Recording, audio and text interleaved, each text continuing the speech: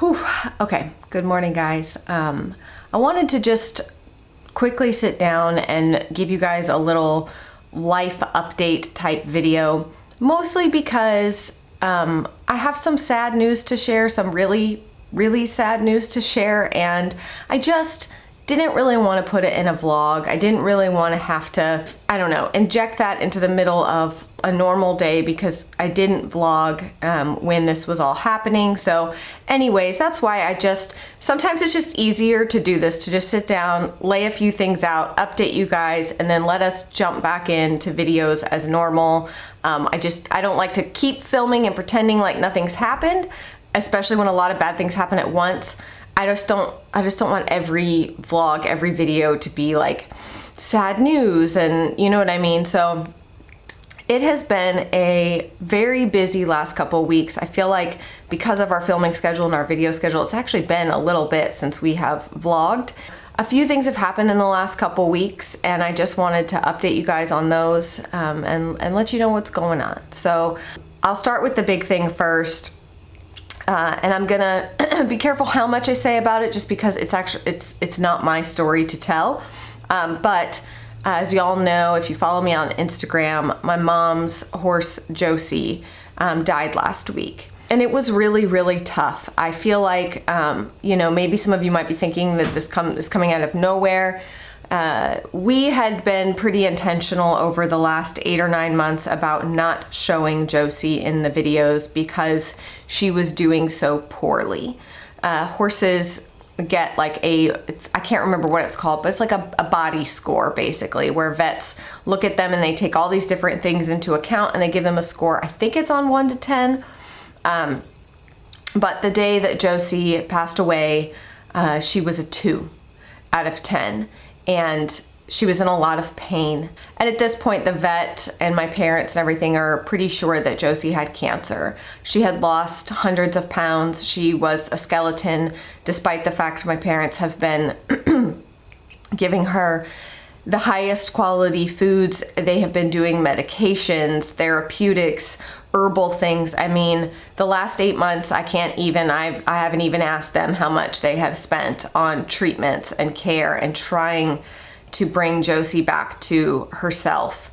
And it has been 8 or 9 months of just agony for my mom and watching her horse slowly wither away. We all agreed, and my mom made the tough decision that, Josie didn't deserve to suffer anymore like this. And there was just nothing else that could be done, and she didn't. I purposely waited to film this so that I wouldn't cry, because I have a rule about crying on YouTube and social media.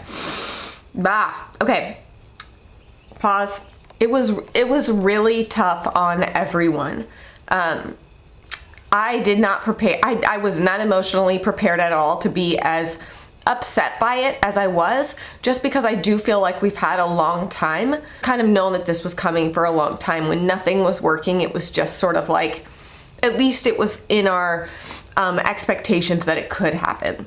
When the day came, I think just the entire thing itself was really tough, and Josie went very peacefully with those around her who loved her most. And I think for me, the hardest part, and I talked about this a little bit on Instagram, was Bo. My dad's horse, Bo, is 23, and he and Josie have been together for 10 plus years.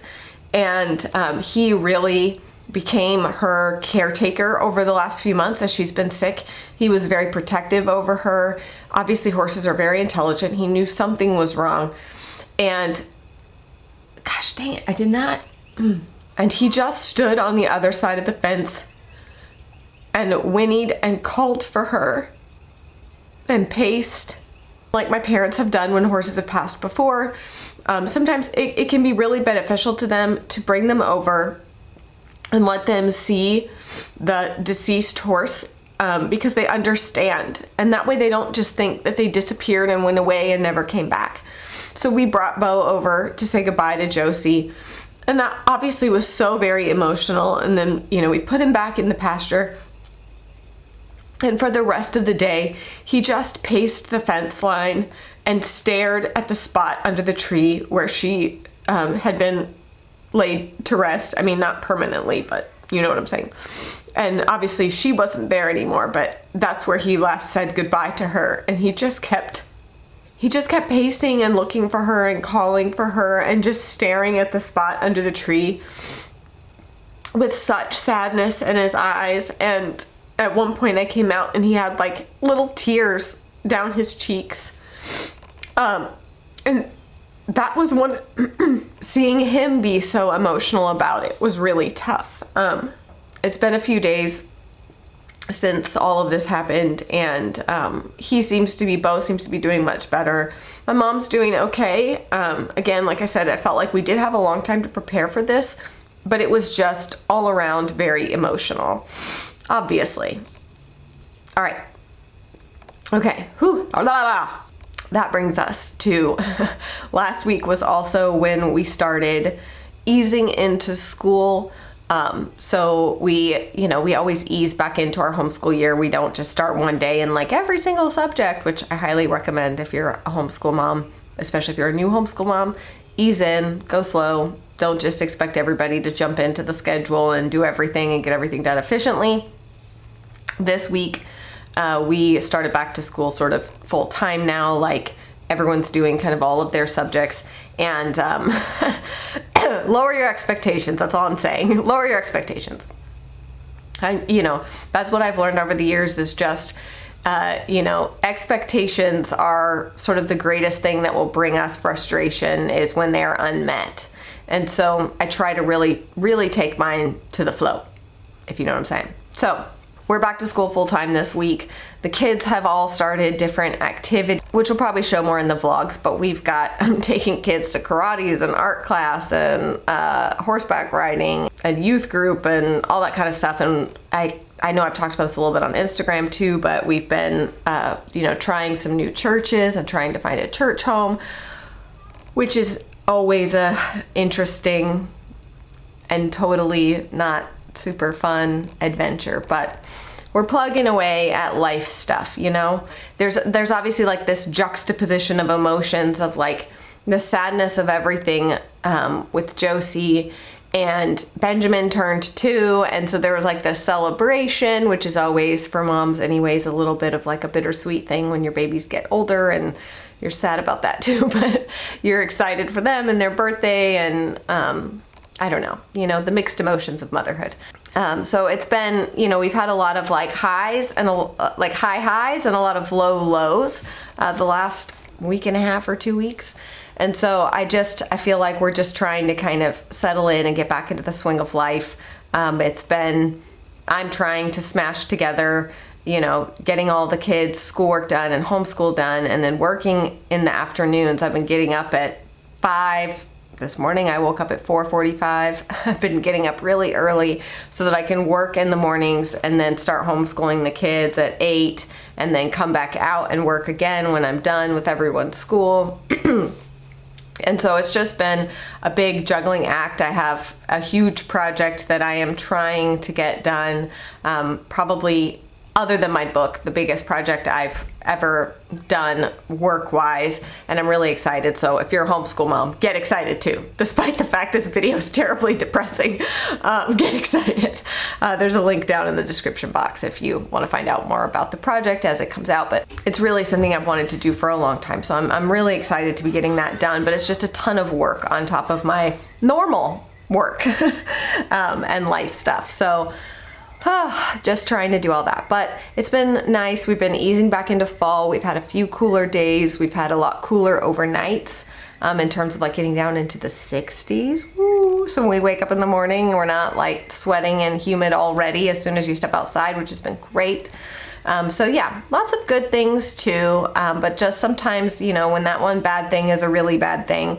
Bodie and Oliver got snipped this last week as well, so they were recovering and just really milking it, but they're doing well. So I'm sure y'all probably imagine that with so many people and so many animals, there's always something going on. There's always some little thing. I I didn't even tell y'all that we hadn't even had a chance to tell you guys, you know, we have the bird, Jules, the budgie parakeet bird, and they really shouldn't be alone. And we knew that, but she came to us alone, and we wanted her to get settled and, you know, live with us for a while and get comfortable with all of us before we added in any more birds.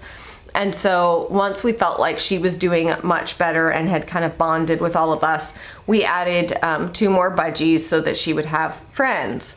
And the girls were so excited. And anyways, you know, it's these things happen. It's not like they don't happen. But then a few days ago, I mean, I think we probably had the new budgies for maybe 2 weeks, and one of them passed away. I don't think that she was totally with it in the head. When she would fly, instead of like landing on the ground, she would smash into the ground. She never like warmed at all to being like touched, or, you know, what, she would just like, no people at all. So I think something neurologically wasn't quite right with her, but Kennedy comes outside bawling the other morning, and she'd woken up and she was deceased in the bottom of the cage.